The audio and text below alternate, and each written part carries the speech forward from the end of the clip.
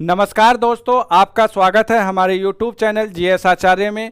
जैसा कि आप जानते हैं, दिल्ली मुखर्जी नगर से हम आपकी सिविल सर्विस एग्जामिनेशन यूपीएससी हो, यूपीपीसीएस हो या अन्य सिविल सर्विस एग्जामिनेशन हो, उसकी कक्षाएं चल रही हैं। इसी बीच में अभी हमारे हाल ही में एग्ज़ाम आने वाला है एसएससी सीजीएल का, एसएससी जीडी का और 68वीं बीपीएससी का भी प्री का एग्जामिनेशन हमारा नज़दीकी है। तो इसलिए इसी चीज़ को ध्यान में रखते हुए हम आज आपके साथ एक सीरीज शुरू कर रहे हैं टॉप 20 इंपॉर्टेंट क्वेश्चन की, जिसमें हमारी सबसे पहली सीरीज होगी मॉडर्न हिस्ट्री की, जिसमें भारतीय राष्ट्रीय आंदोलन सभी परीक्षाओं के लिए सबसे इंपॉर्टेंट टॉपिक होता है। हिस्ट्री के बाद अलग से इसको मेंशन किया जाता है भारतीय राष्ट्रीय आंदोलन के नाम से। तो इन्हीं सबको ध्यान में रखते हुए आज हम अपनी सीरीज शुरू करेंगे। सीरीज शुरू करने से पहले मैं आपसे एक बात मुझे याद आ रही है, मैं बताना चाहूँगा कि खुद वो बदलाव बनिए जो आप दुनिया में देखना चाहते हैं। आप जो दुनिया में देखना चाहते हैं वह आपसे ही शुरू होगा। अगर आपको सिलेक्शन लेना है तो आपको ही ज़्यादा पढ़ना होगा, औरों से आगे ज़्यादा निकलने के लिए आपको ज़्यादा मेहनत करनी होगी। तो इसी क्रम को ध्यान में रखते हुए आज हम भारतीय राष्ट्रीय आंदोलन की एक कक्षा अपनी प्रारंभ करते हैं। भारतीय राष्ट्रीय आंदोलन ये मॉडर्न हिस्ट्री का एक पार्ट है, लेकिन इसकी इंपॉर्टेंस सबसे ज़्यादा है, इसीलिए आज हम इसे क्वेश्चन आंसर सीरीज के रूप में सीरीज करेंगे। पहला क्वेश्चन देखिए कि निम्नलिखित में से कौन भारतीय राष्ट्रीय कांग्रेस की स्थापना अधिवेशन में उपस्थित नहीं था। ये देखिए कि आपने तमाम क्वेश्चन भारतीय राष्ट्रीय कांग्रेस, इंडियन नेशनल कांग्रेस से पढ़े होंगे, लेकिन उसी बीच ये प्रश्न आपके लिए कितना इंपॉर्टेंट बन जाता है कि उस समय उसकी स्थापना के अधिवेशन में कौन उपस्थित नहीं था। तो देखिए, पहला ऑप्शन है दादा भाई नौरोजी, दूसरा ऑप्शन है जी सुब्रमण्यम अय्यर, तीसरा ऑप्शन है जस्टिस रनाडे और चौथा ऑप्शन है सुरेंद्रनाथ बनर्जी। तो आप क्या है इसका ऑप्शन, ये देखिए मैं आपको इसका आंसर बता देता हूं व्याख्या की सहित। इसका आंसर है आपका 4। 1885 ईस्वी में आते आते सभी राष्ट्रवादी एक अखिल भारतीय राजनीतिक संगठन की आवश्यकता का अनुभव करने लगे थे। दिसंबर 1883 में इंडियन एसोसिएशन ने अखिल भारतीय राष्ट्रीय सम्मेलन का आयोजन किया था और दिसंबर 1885 में दूसरा सम्मेलन करने की घोषणा की थी। यही कारण था कि अखिल भारतीय राष्ट्रीय सम्मेलन से जुड़े सुरेंद्र नाथ बनर्जी 1885 में भारतीय राष्ट्रीय कांग्रेस की स्थापना सत्र में शामिल ना हो सके, क्योंकि उनका अपना अलग संगठन था और वह चाहते नहीं थे कि किसी अन्य संगठन में शामिल हों। लेकिन आगे चल करके इंडियन नेशनल कांग्रेस में इनके संगठन को भी शामिल कर लिया गया था। आइए हम अपना नेक्स्ट क्वेश्चन देखते हैं कि लाल, बाल और पाल त्रिगुट का कौन सा व्यक्ति भारतीय राष्ट्रीय कांग्रेस का अध्यक्ष हुआ।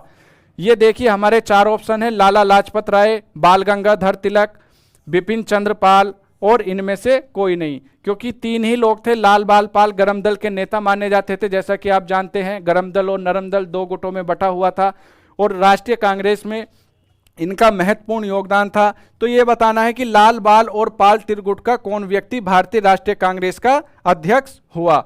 तो हम आइए अपना उत्तर देख लेते हैं। इसमें देख लेते हैं, इसका उत्तर हमारा लाला लाजपत राय है। लाल, बाल और पाल त्रिगुट में केवल लाला लाजपत राय ने कांग्रेस के कोलकाता के विशेष अधिवेशन की 1920 में अध्यक्षता की थी।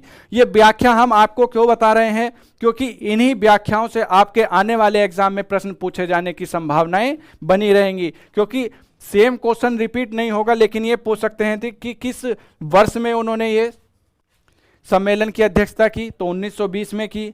और कहाँ के अधिवेशन में की, कोलकाता के अधिवेशन में की। तो इस तरह के प्रश्न आपके आगामी परीक्षाओं में बनेंगे। एसएससी सीजीएल, एसएससी जीडी और बिहार पीसीएस को अगर हम देखें तो इसमें इस तरह के बहुत से प्रश्न पूछे जाते हैं। यूपी के वन दरोगा की बात हो या कहीं की हो। ये इस बार एसएससी सीजीएल ने क्या किया है कि इस बार उसने जीएस के पेपर को भी शामिल किया है, तो इसलिए ये भी इंपॉर्टेंट हो जाता है। ये प्रश्न हमारा जो है थोड़ा कट गया, लेकिन देखते हैं कि किस अधिनियम द्वारा भारत के गवर्नर जनरल को अध्यादेश जारी करने की शक्ति प्रदान की गई थी। ये प्रश्न बिल्कुल डायरेक्ट प्रश्न है। ये जो अध्यादेश जारी करने की शक्ति किस गवर्नर जनरल के द्वारा की गई थी, किस अधिनियम के द्वारा की गई थी। तो पहला ऑप्शन है चार्टर एक्ट 1833, दूसरा ऑप्शन है भारतीय परिषद अधिनियम 1861, तीसरा ऑप्शन है भारतीय परिषद अधिनियम 1892 और चौथा ऑप्शन है इनमें से कोई नहीं। तो ये हम प्रश्न का उत्तर देख लेते हैं। इसका सही आंसर है भारतीय परिषद अधिनियम 1861 के द्वारा अध्यादेश जारी करने की शक्ति हमें प्रदान की गई थी। आइए हम अगला प्रश्न देख लेते हैं कि मुस्लिम लीग का प्रथम अध्यक्ष कौन बना था। मुस्लिम लीग जैसा कि आप जानते हैं ये आगे चल करके भारत के विभाजन का कारण बनी मुस्लिम लीग। इसका जो अध्यक्ष कौन बना था, ये चार प्रश्न ऑप्शन दिए गए हैं, आगा खां, हामिद खां, हसन खां और M.A. जिन्ना। तो आप ये देखिए कि इसमें से आप सबसे पहले ऑप्शन पे टिक करना चाहेंगे कि M.A. जिन्ना, लेकिन इसका आंसर ये नहीं होगा। आइए आपको इसका आंसर बता देते हैं और इसकी व्याख्या बता देते हैं। इसका आंसर है नंबर 1 यानी आगा खां। मुस्लिम नेताओं ने ढाका के नवाब सलीम मुल्ला के नेतृत्व में 30 दिसंबर 1906 को ढाका में मुस्लिम लीग की स्थापना की और सलीम उल्लाह खां मुस्लिम लीग के संस्थापक अध्यक्ष थे, जबकि प्रथम अधिवेशन की अध्यक्षता मुश्ताक हुसैन ने की थी, जो 1908 में आगा खां के स्थायी सदस्य चुने गए, जो 1913 तक इस पद पर बने रहे। तो आपको इस व्याख्या के अंदर से भी कई प्रश्न मिलेंगे, जो ये आज के हमारी सीरीज होने वाली है, आपके आगामी प्रश्नों आपके आगामी पेपर के लिए बहुत इंपॉर्टेंट होने वाली है। पत्रकार के कर्तव्य का निर्वहन करते हुए जेल जाने वाला प्रथम भारतीय कौन था। अब ये देखिए, आपने काफी पूरी हिस्ट्री पढ़ी होगी, वहां कहीं ये प्रश्न आपको दिखाई दिया क्या कि जेल जाने वाला प्रथम भारतीय कौन था पत्रकार के रूप में। प्रश्न का पहला ऑप्शन है बाल गंगाधर तिलक, दूसरा दादा भाई नरोजी, तीसरा मोतीलाल घोष और चौथा सुरेंद्रनाथ बनर्जी। तो आप देखिए कि इस तरह के प्रश्न आपके इंपॉर्टेंट प्रश्न हैं। ये आपके इसका आंसर है 1, पत्रकार के कर्तव्य का निर्वहन करते हुए जेल जाने वाले प्रथम भारतीय बाल गंगाधर तिलक थे, जब उन्होंने अंग्रेजों द्वारा कोल्हापुर के महाराजा के प्रति धृष्टता करने पर कड़े शब्दों में अंग्रेजों को तीव्र आलोचना की। सुरेंद्रनाथ बनर्जी पत्रकार के रूप में जेल जाने वाले दूसरे भारतीय बने। तो इसमें प्रश्न में पूछा गया कि प्रथम भारतीय कौन थे। आगामी प्रश्न में या संभावित प्रश्न के रूप में अगर हम देखें तो हमारा सुरेंद्रनाथ बनर्जी इंपॉर्टेंट हो जाता है कि दूसरे पत्रकार कौन थे भारतीय जो जेल गए थे अपनी तीव्र आलोचनाओं के लिए। जो अंग्रेजों के खिलाफ पे उन दिनों में तीव्र आलोचनाएं करते थे, उनको वो पकड़ करके जेल में डाल देते थे, इतना क्रूर उनका शासन था। जैसा कि आप जानते ही हैं कि अंग्रेजों ने हमारे ऊपर काफी अन्याय किए हैं। तो हम नेक्स्ट प्रश्न देखते हैं कि सुभाष चंद्र बोस के त्याग पत्र के बाद भारतीय राष्ट्रीय कांग्रेस का अध्यक्ष कौन चुना गया था। देखिए कितना इंपॉर्टेंट ये हमारा फैक्ट है मॉडर्न हिस्ट्री का कि जब सुभाष चंद्र बोस ने अपना 1939 में त्रिपुरी अधिवेशन में ये छोड़ दिया था अध्यक्ष पद इंडियन नेशनल कांग्रेस का, तो उसके बाद किसको बनाया गया था। पहला ऑप्शन है मौलाना अब्दुल कलाम आजाद, दूसरा ऑप्शन है पट्टाभी सीतारमैया, तीसरा ऑप्शन है राजेंद्र प्रसाद और चौथा ऑप्शन है सरदार पटेल। तो आप देखिए कि ये सारे ही इंपॉर्टेंट पर्सन है, किसे बनाया गया होगा। इसका सही आंसर की अगर मैं बात करूं तो राजेंद्र प्रसाद है। आइए आपको इसकी व्याख्या भी दिखा देते हैं कि सुभाष चंद्र बोस वर्ष 1948 एवं 1939 में भारतीय राष्ट्रीय कांग्रेस के अध्यक्ष चुने गए थे और 1910 में सुभाष चंद्र बोस महात्मा गांधी के समर्थक उम्मीदवार पट्टाभी सीतारमैया को 1370 में मुकाबले से 1580 मतों से पराजित करके निर्वाचित हुए थे, परंतु कार्यकारिणी में अति विरोध के फलस्वरूप उन्होंने कांग्रेस के अध्यक्ष पद एवं पार्टी सदस्यता से त्यागपत्र दे दिया था। और उसी के बाद देखिए इंपॉर्टेंट है कि उन्होंने फॉरवर्ड ब्लॉक नामक नए राजनीतिक दल का गठन किया और बोस के त्यागपत्र फलस्वरूप डॉक्टर राजेंद्र प्रसाद को भारतीय राष्ट्रीय कांग्रेस के अध्यक्ष के रूप में चुना गया। तो ये यहां से हमारी व्याख्या से कई प्रश्न बनेंगे, तो व्याख्या को भी आपको ध्यान से देखते रहना है। आइए हम नेक्स्ट प्रश्न देखते हैं कि आजाद हिंद फौज का विचार किसने सुझाया था। आजाद हिंद फौज के बारे में आपने सुना होगा, जिससे सुभाष चंद्र बोस जी भी जुड़े रहे हैं, लेकिन यहां पूछा गया है कि इस फौज का विचार किसने सुझाया था। ऑप्शन ए है Mohan Singh, option B Niranjan Singh, option C Shahnawaz, option D Subhash Chandra Bose. तो ज्यादातर जो ये ऑप्शन लगाएंगे 4 सुभाष चंद्र बोस, लेकिन यहां पर आपको ये देखना होगा कि सुभाष चंद्र बोस ने इसका विचार नहीं दिया था, इसका विचार दिया था मोहन सिंह ने। आइए हम इसकी व्याख्या देख लेते हैं कि आजाद हिंद फौज का ख्याल सबसे पहले मोहन सिंह के मन में आया था और वे ब्रिटेन की भारतीय सेना के ऑफिसर थे। जब ब्रिटिश सेना पीछे हट रही थी तो मोहन सिंह जापानियों के साथ हो गए और जापानियों ने जब भारत युद्ध बंदियों को मोहन सिंह के सुपुर्द कर दिया तो वे उनमें से लोगों को आजाद हिंद फौज में भर्ती कराने लगे। तो मोहन सिंह का ये सबसे पहला विचार आया था आजाद हिंद फौज बनाने का। इसके बारे में बहुत छात्र कंफ्यूज हो जाते हैं जैसे ही आजाद हिंद फौज का नाम आता है, क्योंकि उसको जो असली प्रसिद्धि मिली थी वो सुभाष चंद्र बोस जी के समय में मिली थी, इसलिए यहाँ पर कंफ्यूज हो जाते हैं, इसलिए ये प्रश्न बार बार पूछा भी जाता है। तो आइए हम अगला प्रश्न देख लेते हैं कि भारत छोड़ो आंदोलन के समय निम्नलिखित में से किसने कांग्रेस रेडियो का प्रसारण किया।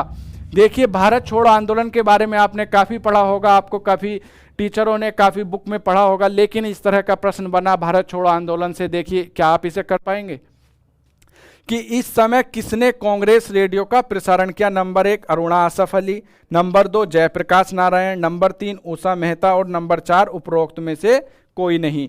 तो ये जो रेडियो का प्रसारण था ये देखिए उषा मेहता ने किया था, ये इसका उत्तर है 3। भारत छोड़ो आंदोलन के में औरतों ने काफ़ी महत्वपूर्ण भूमिका निभाई, क्योंकि हमारे देश में 50% महिलाओं का भी योगदान है, तो उन्होंने इस आंदोलन में भी अपनी भूमिका निभाई और ख़ास तौर से छात्राओं ने अरुणा आसफ अली ये देखिए और सुचेता कृपलानी ने भूमिगत कार्यवाही के संगठन की काफ़ी काम किया और उषा मेहता उस छोटे से समूह की महत्वपूर्ण सदस्य थी जिन्होंने कांग्रेस रेडियो का प्रसारण किया था। तो आपको इस तरह के इम्पोर्टेंट प्रश्न हैं, यहाँ से आपके आगामी जो भी आपका पेपर है CGL का हो, SSC GD का हो या आपका BPSC का हो, वहाँ यहाँ से आपके 101% प्रश्न आने की संभावना बनी रहेगी। और ये देखिए कि निम्नलिखित में से कौन सी घटना महाराष्ट्र में घटित हुई थी। अब देखिए ये 4 विद्रोह हैं, चारों के चारों इंपॉर्टेंट हैं, तो आपको इनके बारे में भी बताया जाएगा, लेकिन महाराष्ट्र से कौन सी रिलेटेड है। ऑप्शन ए है भील विद्रोह, ऑप्शन बी है कोल विद्रोह, ऑप्शन सी है रंपा विद्रोह, ऑप्शन डी है संताल विद्रोह। तो आइए इसका उत्तर भी देख लेते हैं। ये जो हमारा इसका आंसर है, आंसर 1 है, ऑप्शन ए है भील जनजाति पश्चिमी भारत के खान देश में रहने वाली जाति है और 1817 से 1825 के दौरान में बड़े प्रेसिडेंसी में राजस्व बंदोबस्त के समय विद्रोह हुआ, इसे भील विद्रोह के नाम से जाना जाता है। तो भील विद्रोह कब हुआ? 1817 से 1825 तक हुआ। कहाँ हुआ? महाराष्ट्र में हुआ, भील जनजाति के द्वारा हुआ। कोल विद्रोह छोटा नागपुर में हुआ। संताल विद्रोह बिहार के राजमहल क्षेत्र में था तथा रंपा विद्रोह आपका आंध्र प्रदेश से जुड़ा हुआ है। तो ये आपके चारों विद्रोह के बारे में बता दिया। अभी विद्रोह के बारे में पूछा गया था, भील विद्रोह के बारे में महाराष्ट्र से जुड़ा हुआ है। आगे आपसे पूछा जा सकता है संताल विद्रोह बिहार से जुड़ा हुआ है, कोल विद्रोह और छोटा नागपुर से जुड़ा हुआ है, और आपका जो ये रंपा विद्रोह है ये आंध्र प्रदेश में हुआ था। तो आइए नेक्स्ट क्वेश्चन देखते हैं कि निम्नलिखित में से कौन स्वराज पार्टी के गठन से संबंधित नहीं है। 1923 में स्वराज पार्टी का गठन किया गया था और इसके गठन से किसका संबंध नहीं है ये देखना है। सुभाष चंद्र बोस, जवाहरलाल नेहरू, मोतीलाल नेहरू और महात्मा गांधी। तो यहाँ तो आप आराम से देख लेंगे कि महात्मा गांधी ने किसी स्वराज पार्टी का गठन नहीं किया था, इसका आंसर आप आसानी से निकाल लेंगे, लेकिन फिर भी हम इसकी एक बार व्याख्या देख लेते हैं। 1 जनवरी 1923 को चित्तरंजन दास ने मोतीलाल नेहरू और विट्ठल भाई पटेल और मदन मोहन मालवीय और जयकर के साथ मिलकर इलाहाबाद में कांग्रेस से अलग होकर स्वराज पार्टी की स्थापना की थी, जिसके अध्यक्ष चित्तरंजन दास एवं सचिव मोतीलाल नेहरू बनाए गए थे। तो इसका आप देख लेंगे। इसके बाद हम अगला क्वेश्चन देखते हैं कि 1857 के बरेली विद्रोह का नेता कौन था। 1857 में बरेली मतलब ये जो 1857 का विद्रोह है, ये आपके सभी एग्जाम के लिए बहुत इंपॉर्टेंट है। इसमें किसने कहां से किसका नेतृत्व किया और कहां पर किस अंग्रेज ने इसका दमन किया, ये सारी चीजें आपको देख करके जानी है। देखिए इसमें इस प्रश्न में पूछा गया है कि बरेली से विद्रोह किसने किया, तो यूपी के एग्जाम के लिए भी इंपॉर्टेंट हो जाता है, क्योंकि यूपी में ही बरेली पाया जाता है। और झुमका भी कहाँ गिरा था, बरेली के बाजार में। और ये देखिए इसका ऑप्शन क्या है, खान बहादुर, दूसरा है कुंवर सिंह, तीसरा है मौलवी अहमद शाह और चौथा है बिरजिस कादिर। तो ये देखिए खान बहादुर भी इसका ऑप्शन नहीं होगा, कुंवर सिंह बिहार से कर रहे हैं तो ये भी इसका ऑप्शन नहीं होगा, तो मौलवी अहमद शाह इसका ऑप्शन होगा और बिरजिस कादिर भी इसका ऑप्शन नहीं होगा। आइए हम उत्तर देखते हैं कि 1857 के विद्रोह का नेतृत्व खान बहादुर ने बरेली में किया था। अच्छा सॉरी, इसका आंसर देख लीजिए, इसका आंसर यही है, खान बहादुर जी ने इसका नेतृत्व किया था। कुंवर सिंह बिहार से इसका नेतृत्व कर रहे थे। तो ये देखते हैं कि 1857 के विद्रोह का नेतृत्व खान बहादुर ने बरेली में किया था, कुंवर सिंह ने आरा बिहार में पड़ता है और मौलवी अहमद शाह ने अवध क्षेत्र से किया था और विद्रोह का नेतृत्व किया था। तो इसी के साथ हम अपना अगला प्रश्न देखते हैं कि आनंद मठ उपन्यास की कथा वस्तु किस पर आधारित है। आनंद मठ बहुत इंपॉर्टेंट उपन्यास है, तो ये देख लेते हैं, चुआर विद्रोह, सन्यासी विद्रोह, पाली गर विद्रोह या तालुकदार विद्रोह। तो आनंद मठ जो है यह आपका सन्यासी विद्रोह से रिलेटेड है। आइए इसका आंसर देख लेते हैं कि आनंद मठ की कथा वस्तु सन्यासी विद्रोह पर आधारित है। और आनंद मठ की रचना किसने की थी, ये बहुत बार प्रश्न पूछा गया है। बंकिम चंद्र चटर्जी ने आनंद मठ की रचना की थी और यहीं से हमारा राष्ट्रीय गीत भी लिया गया है, जिसका नाम है वंदे मातरम। तो ये देखिए आनंद मठ से अभी तक कई प्रश्न बन चुके हैं। ये नया प्रश्न आया है कि राष्ट्रीय गीत कहाँ से लिया गया, आनंद मठ से लिया गया। आनंद मठ के रचयिता कौन, बंकिम चंद्र चटर्जी। और यहीं पर यह प्रश्न बना कि आनंद मठ की कथा वस्तु किससे रिलेट करती है, सन्यासी विद्रोह से रिलेट करती है, सन्यासी विद्रोह। तो ये देखिए किस तरह से प्रश्न बन सकते हैं, इसलिए आपको व्याख्या भी दिखाई जा रही है कि मुंडा विद्रोह का नेता कौन था। अब देखिए मुंडा विद्रोह बहुत ही इंपॉर्टेंट है, हमारे वर्तमान के झारखंड में मुंडा विद्रोह से ही रिलेटेड है।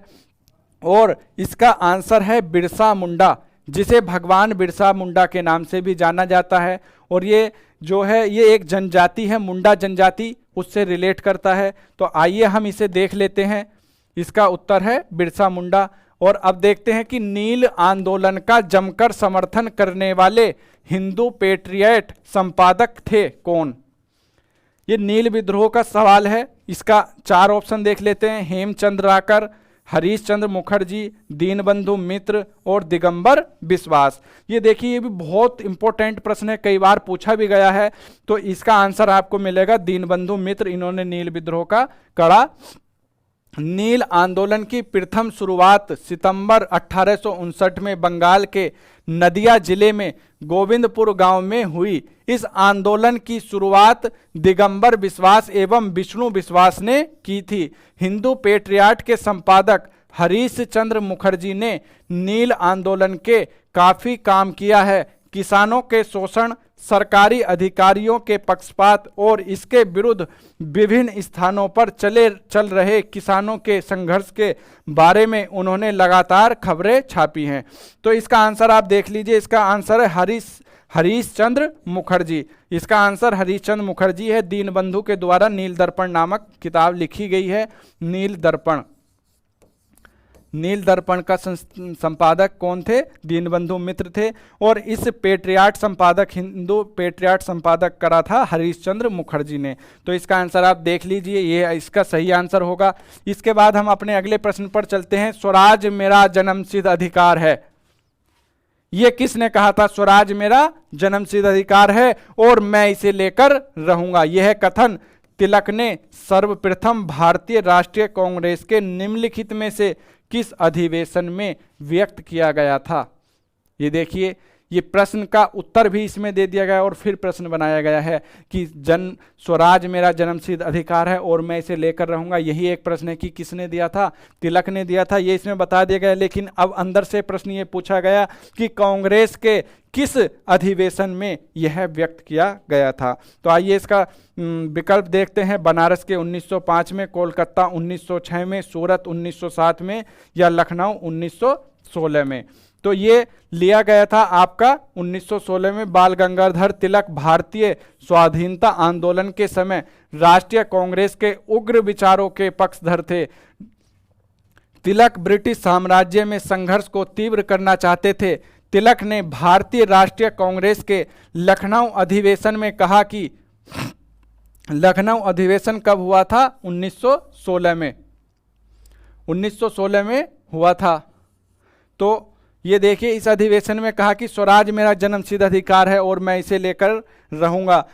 इससे पहले दादा भाई नौरोजी ने 1896 में कांग्रेस के मंच से स्वराज की मांग की थी।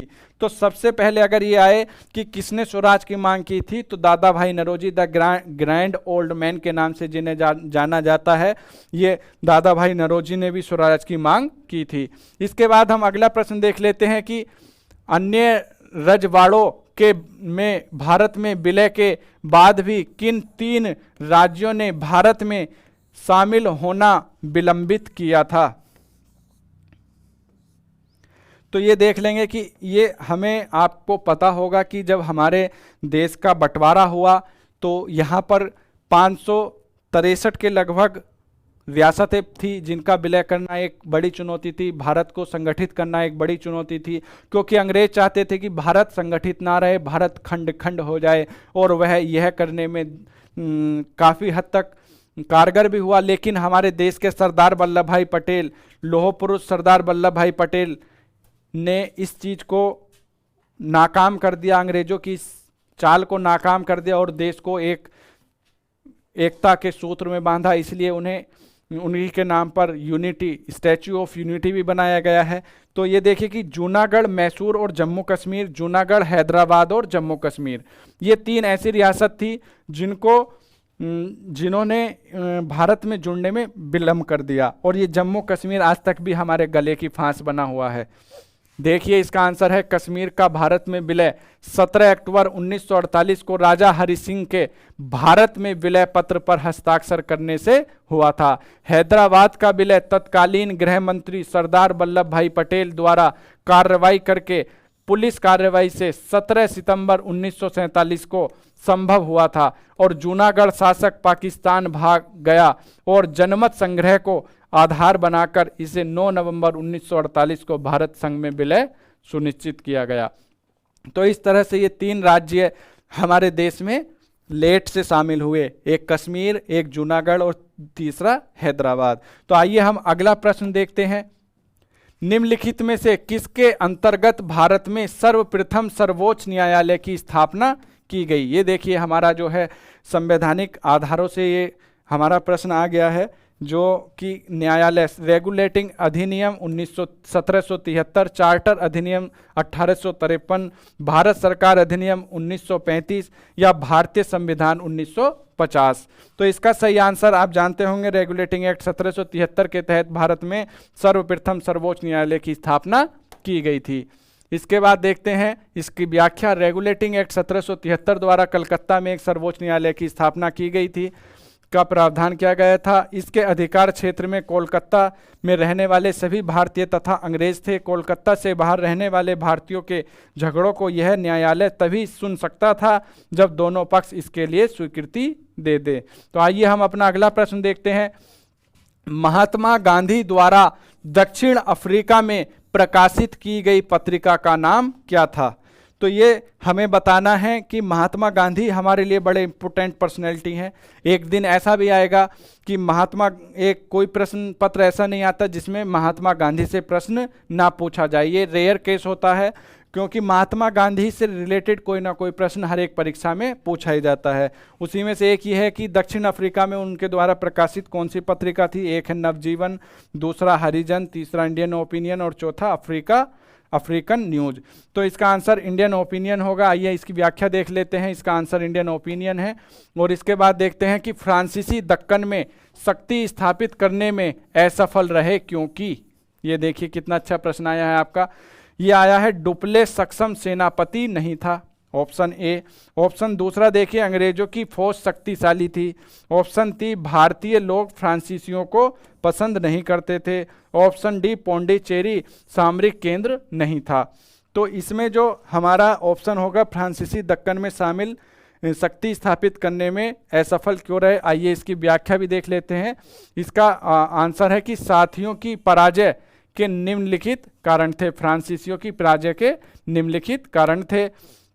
फ्रांसीसी का यूरोप में उलझना, दोनों देशों की प्रशासनिक विभिन्नता, दोनों कंपनियों के गठन में भिन्नता और नौसेना की भूमिका, बंगाल में अंग्रेजों की असफलता का प्रभाव और दोनों कंपनियों का राजनीतिक उत्तरदायी आदि।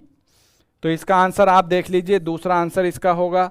और अब हम अगला प्रश्न देखते हैं। निम्नलिखित में से किसने क्रांतिकारियों के एक गुप्त संगठन अभिनव भारत, ये देखिए इंपॉर्टेंट है, अभिनव भारत की स्थापना की थी। इसका आंसर ये प्रश्न ऑप्शन देखिए कि अरविंद घोष, सचिंद्र सान्याल, तीसरा ऑप्शन है सूर्य सेन और चौथा ऑप्शन है बीडी सावरकर। तो ये जो अभिनव भारत है इसकी जो संगठन की क्रांतिकारी संगठन था ये बीडी सावरकर के द्वारा बनाया गया था। आइए इसकी व्याख्या देख लेते हैं।